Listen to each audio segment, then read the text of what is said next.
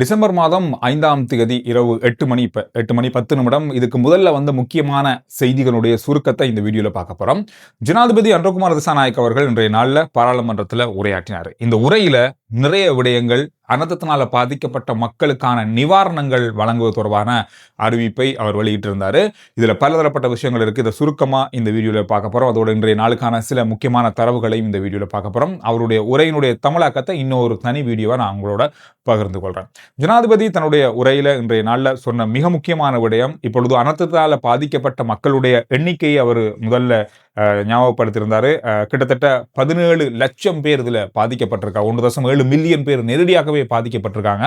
5165 வீடுகள் முற்றுமுழுதாக சேதமடைந்திருப்பதாக அவருடைய உரையில சொல்லியிருந்தாரு. 55,747 வீடுகள் பகுதி அளவில் சேதமடைந்திருக்கிறது. இதற்காக மிகப்பெரிய பணத்தொகை ஒதுக்கப்பட்டிருக்கிறது. 10,500 மில்லியன் ஏற்கனவே ஒதுக்கப்பட்டிருக்கிறது. 50 பில்லியன் ரூபாய்கள் ஒதுக்குவதற்கான நடவடிக்கை இப்பொழுது நடந்து கொண்டிருப்பதாக ஜனாதிபதி சொல்லியிருந்தார். இதுல வீடுகளே இல்லை, அவங்களுக்கு வீடே முற்றுமுழுதாக இல்லாமல் போயிருக்கு அப்படின்ற ஒரு குடும்பத்திற்கு 50 லட்சம் ரூபாய் வீடுகளை கட்டிக்கொள்வதற்காக அவங்களுக்கு வழங்கப்பட போது. இது அது குறைந்த அளவான வீடா அல்லது அதுக்கு அதிகமான வீடான்ற கணக்கெடுப்பு எடுக்கப்படாட்டியும் 50 லட்சம் ரூபாய் வழங்கப்படும். அதுக்கு பிறகு இது எந்த அளவுக்கு மதிப்பீடு செய்யப்பட்டு அதுக்கு மேலதிகமாக கொடுப்பனவுகள் கொடுக்கப்பட வாய்ப்புகளும் இருக்கு. ஆனால் ஆரம்ப கட்டமாக 50 லட்சம் ரூபாய் அவர்களுக்கு வழங்கப்படும்.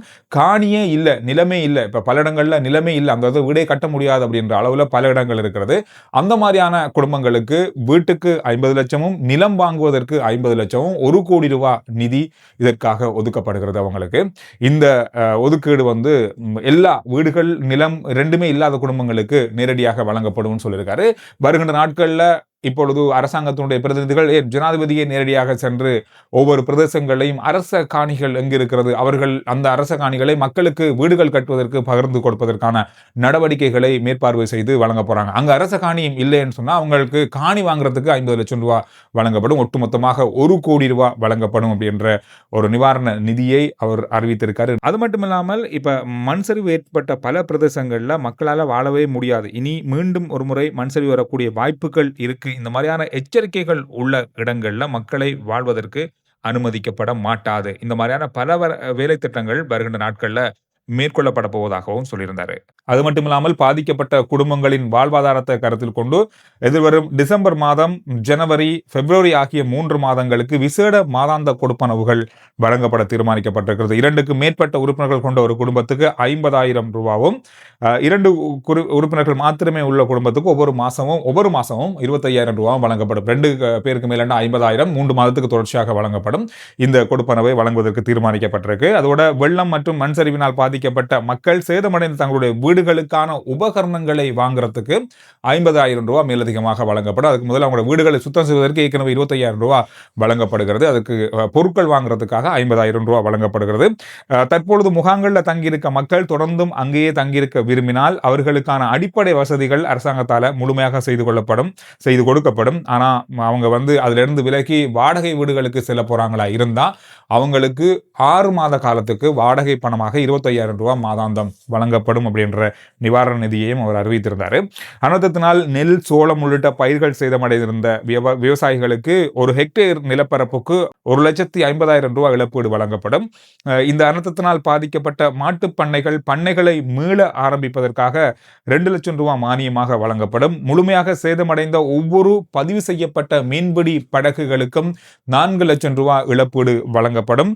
காய்கறி செய்கைகளை மீண்டும் தொடங்குவதற்கு ஒரு ஹெக்டேருக்கு 2 லட்சம் ரூபாயும், பாதிக்கப்பட்ட மாணவர்களுக்கு திரைசேரியிலிருந்து 15,000 ரூபாயும், ஜனாதிபதி நிதியத்திலிருந்து 10,000 ரூபாயும் நிதியாக வழங்கப்படும் என்ற செய்தியை இன்றைய நாளில் ஜனாதிபதி தன்னுடைய உரையில குறிப்பிட்டிருந்தார். எதிர்க்கட்சி பக்கமாக இருந்த பலதரப்பட்ட விஷயங்கள், இந்த அனர்த்தத்தில் பாதிக்கப்பட்ட மக்களை காப்பாற்றப்பட்ட விதங்கள் தொடர்பாக பல விடயங்களை சுட்டிக்காட்டியிருந்தார். குறிப்பாக 69 பேர் பேருந்தில் சிக்கிக்கொண்டு அந்த கூரைக்கு மேல் இருந்தவர்களை எப்படி கடற்படையும் இராணுவத்தினரும் காப்பாற்றினார்கள் என்ற ஒரு விளக்கத்தை அதில் அளித்திருந்தார். தொடர்பாக எதிர்க்கட்சிகள் பலரப்பட்ட விமர்சனங்களை செஞ்சாலும் எந்த அளவுக்கு அர்ப்பணிப்பாக பலர் இதில் ஈடுபட்டு அந்த மக்களை காப்பாற்றினார்கள், அது மட்டுமல்லால் மாவிலாறு அணை உடைப்படுத்த போது எவ்வாறு மக்கள் காப்பாற்றப்பட்டார்கள் என்ற பலதரப்பட்ட விடயங்களை அவர் குறிப்பிட்டிருந்தார். பல எதிர்க்கட்சி உறுப்பினர்கள் ஃபேஸ்புக் பதிவுகளில் அரசாங்கத்தையும் இந்த விஷயங்களை விமர்சித்துக் கொண்டிருக்கும் போது பொதுமக்களும் படையினரும் மக்களை காப்பாற்றும் பணியில் இருந்தார்கள். இந்த மாதிரியான பல விஷயங்களை ஜனாதிபதி இன்றைய நாளில் சுட்டிக்காட்டியிருந்தார். என்ன அதாவது எதிர்கட்சியினருக்கு சொன்ன ஒரு விஷயம் என்னன்னா, மக்களுடைய இறந்த உடல்கள் மீதா நீங்கள் அரசியல் செய்ய போகிறீர்கள், அரசியல் செய்யலாம், ஆனால் இப்பொழுது இந்த நாட்டை கட்டியெழுப்ப வேண்டியது மிக முக்கியமான ஒன்று. அதாவது இப்பொழுது கம்போலையில் இடம்பெற்ற அனர்த்தத்தினால் 1000 பேர் கொல்லப்பட்டிருக்கலாம் அப்படின்ற மாதிரி எதிர்க்கட்சிகள் குற்றம் சாட்டுறாங்க. இது பாராளுமன்றத்துக்கு வெளியில் வைத்து சொன்னால் இதற்கு நாங்கள் வழக்கு போடுவோம் கண்டிப்பாக. அந்த அளவுக்கு மக்களை தேவையில்லாமல் திசை திருப்புவதை விட்டு ஒழுங்காக மக்களுக்கு சேவையாற்ற வேண்டியது கட்டாயமானது அப்படின்றத வலியுறுத்தியிருந்தார். அது மட்டுமில்லாமல் அவசரகால சட்டம் தொடர்பாக ஒரு விஷயத்தை சொல்லியிருந்தாரு. இது மக்களுக்கு சேவை செய்வதற்காக மாத்திரமே போடப்பட்டிருக்கின்ற அவசரகால சட்டம் மக்களை தண்டிப்பதற்காகவோ அல்லது குற்றம் செய்தவர்களை அவசரகால சட்டத்தின் கீழ் தண்டனை பெற்றுக்கொள்வதற்காகவோ அல்ல அப்படின்றத இன்றைய நாளிலையும் வலியுறுத்தியிருந்தார். இது பலதரப்பட்ட விஷயங்கள் கடந்த நாட்களில் பாதுகாப்பு அமைச்சின் அதாவது பிரதியமைச்சர் சொன்ன பல விஷயங்கள் பற்றி பேசப்பட்டது. அதுக்கான ஒரு பதிலாகவும் இந்த பதில் இன்றைய நாளில் அமைந்திருந்தது. இது தொடர்பான அவருடைய முழுமையான காணொலி, அவருடைய உரையினுடைய முழுமையான காணொலியை நான் இன்னொரு தனி காணொலி உங்களுக்கு பதிவு செய்கிறேன். வரவு செலவு திட்டத்தினுடைய வாசிப்பு நிறைவேற்றப்பட்டிருக்கிறது. 158 வாக்குகள் மேலதிகமாக கிடைத்திருக்கு. ஒரு வாக்கு மாத்திரமே இதுக்கு எதிராக கிடைத்ததாக சொல்லப்பட்டிருக்கு. இதோட இன்று மாலை 6 மணிக்கு பிறகு வந்த செய்தியின் அடிப்படையில் இதுவரையில் அனர்த்தத்தினால் பாதிக்கப்பட்டு உயிரிழந்தவர்களுடைய எண்ணிக்கை 607 உயர்ந்திருக்கிறது.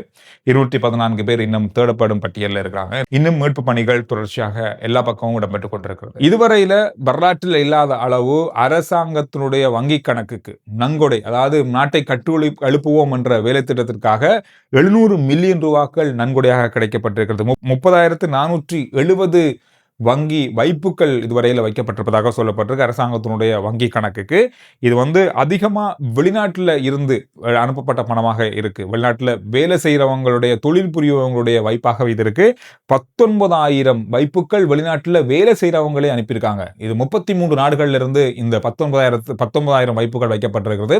வெளிநாட்டு நாணய கணக்குகளை இங்க வைப்பு செய்து நடைமுறை செய்யப்பட்டிருக்கின்றவங்க 61 மில்லியன் ரூபாய்கள் அனுப்பியிருக்கிறார்கள். எனவே அதிகமாக வெளிநாட்டில் சாதாரணமாக வேலை செய்கிறவங்க, சாதாரணமான சம்பளத்துக்கு வேலை செய்கிறவங்க அதிகமானவங்க நன்கொடையாக நாட்டினுடைய மீள் கட்டுமானங்களுக்கான பணத்தை அனுப்பியிருக்காங்க அப்படின்றது பெரிய ஒரு விஷயமாக பார்க்கப்படுது. ஜனாதிபதியுடைய உரையில் இன்றைய நாளில் ஒரு விஷயம் சொல்லப்பட்டது. ஒரு காலத்தில் அரசாங்கத்தில் பணமே கொடுக்காதீங்க, பணம் நம்பி கொடுக்காதீங்க, வேறு யாருக்கு வேணாலும் கொடுங்கன்னு சொன்னவங்க இப்போ வேறு யாருக்கும் கொடுக்காதீங்க, அரசாங்கத்துக்கு மட்டுமே கொடுங்க அப்படின்ற அளவுக்கு நம்பிக்கை ஏற்பட்டிருக்கிறது மக்கள் மத்தியில் அப்படின்றத இன்றைய உரையில் அவர் சுட்டிக்காட்டியிருந்தார். ஒரு முக்கியமான தகவலை பார்த்தேன். தேசிய காலநிலையை சரியாக கணிப்பதற்கு வானிலை ஆராய்ச்சி நிலையத்துக்கு கிட்டத்தட்ட 4.5 கோடி ரூபாய்க்கு பொருட்கள் வாங்குறதுக்கான பணம் ஒதுக்கப்பட்டது. இதெல்லாம் வாங்கப்பட்டது. ஆனால் சரியான ஒரு திருப்திகரமான முடிவுகளை அதனால் பெற முடியல அப்படின்ற ஒரு குற்றச்சாட்டு முன்வைக்கப்பட்டிருக்கிறது. உண்மைதான். இவ்வளவு காசு ஒதுக்கிறதுக்கு 4-5 டிவியை வாங்கி அல் ஜசீரா, பிபிசி இந்த மாதிரியான சர்வதேச தொலைக்காட்சிகளை போட்டு வச்சிருந்தாலே போதும். அதில் சரியான முறையில் காலநிலை சொல்லியிருப்பாங்க. அதை வச்சு கூட நாங்கள் கணிச்சிருக்கலாம். இவ்வளவு காசு ஒதுக்கி கூட சரியான அளவில் வானிலையே அல்லது மக்களையும் சரியான முறையில் அதை வழிநடத்தலை அப்படின்ற பல குற்றச்சாட்டுகள் இருக்குது தானே. அதுக்காக இந்த தரவுகள் இன்றைய நாளில் வெளியாக இருந்தது. தொடர்ச்சியாக மாலை வேளையில் மழை, இடியுடன் கூடிய மழை பல பிரதேசங்களில் பெய்யும் என்ற எச்சரிக்கை விடுக்கப்பட்டிருந்தது. அதற்கிணங்க இன்றைய நாளில் இந்த இடங்களில் குறிப்பாக கொழும்பு, மலையகத்தினுடைய முக்கியமான பல பிரதேசங்கள், ஹட்டன் உள்ளிட்ட பல பிரதேசங்களில் இன்றைய நாளில் மழை பதிவாகி இருக்கிறது. எனவே வாகனத்தில் போகிறவங்க, அந்த பிரதேசத்துக்கு போகிறவங்க மிக அவதானத்தோடு செயற்படும்படி கேட்டுக்கொள்ளப்பட்டிருக்கிறது.